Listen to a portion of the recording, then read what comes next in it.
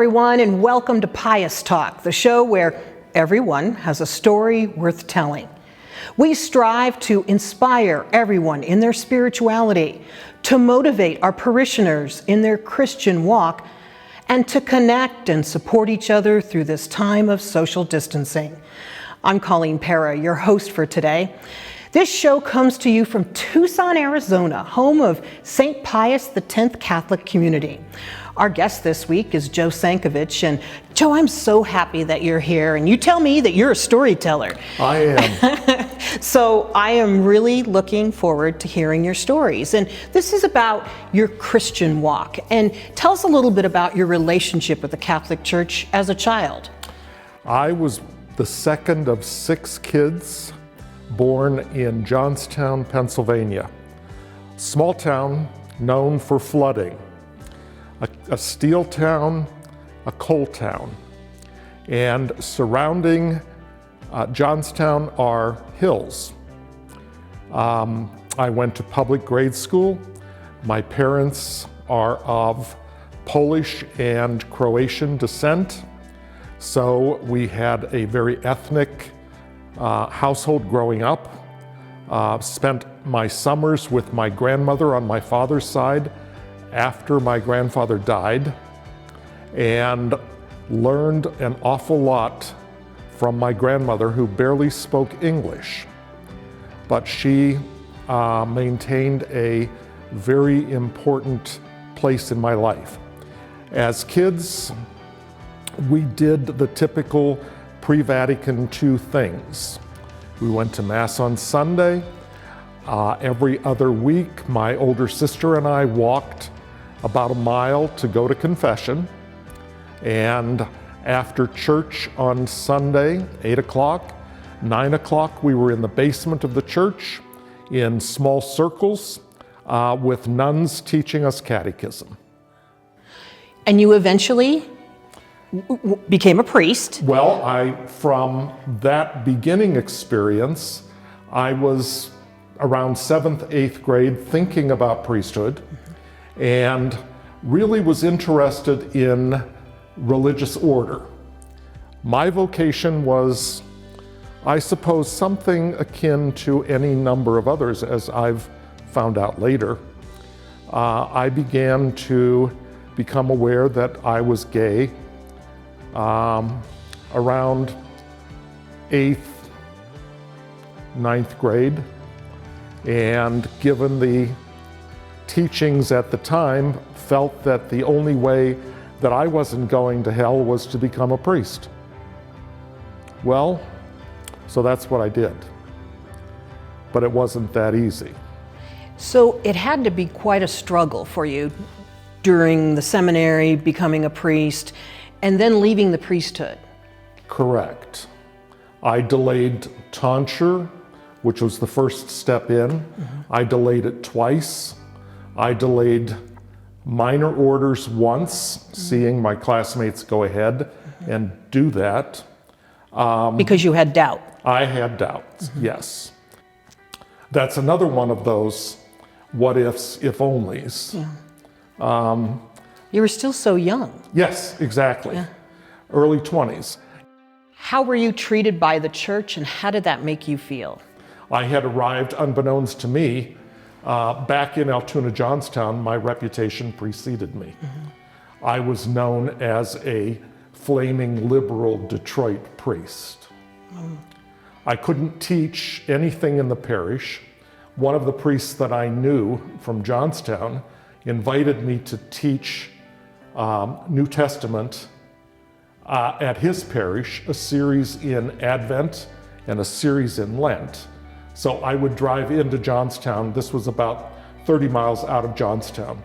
The pastor's primary instruction to me was, I want you to visit the hospitals.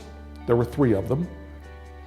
And I want you to go home to your parents, so that when you finish up at the hospitals, go home, have dinner with your parents, and then come back in the evening sometime.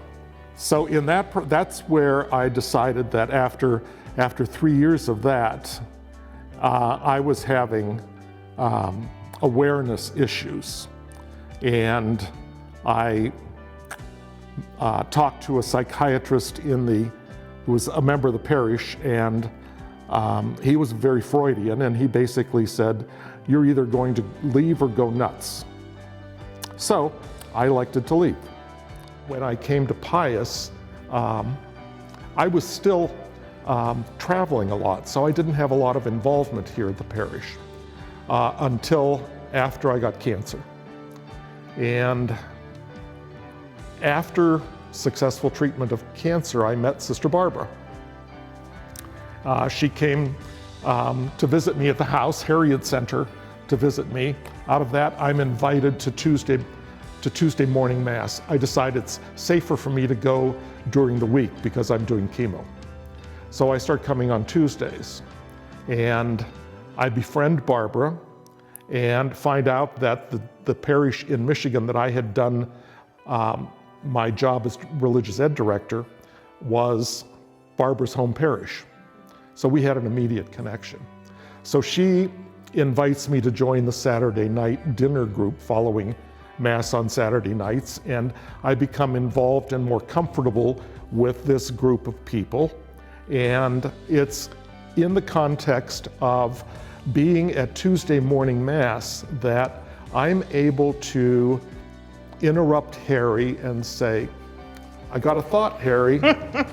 And his reaction? And he says, "Let's hear it." So that evolved from, "I got a thought," to, "Would you like to?" And so I got to come out as a resigned priest, come out as a gay man in the Tuesday morning Mass group. A very comfortable group for you. Yes, for me, and it was over 100 people. And a large, comfortable yes, group. A large, very large, very comfortable group. I am a kingdom theology-oriented believer, which has a whole different approach to the scriptures. My advanced degree is in New Testament, so I decided I would start sharing. So every week now, for the last year, I do a post that is my take on what the message is for that particular week. I use the readings. More often than not, I don't go into them. But this is on Facebook. I do it on Facebook, Okay. and then I have a group that I send out via email for friends of mine who aren't on Facebook. Okay. And I get great feedback from it because it really is oriented towards something that you're not going to hear in church. I look forward to seeing that on Facebook, Joe. I really appreciate you joining us today.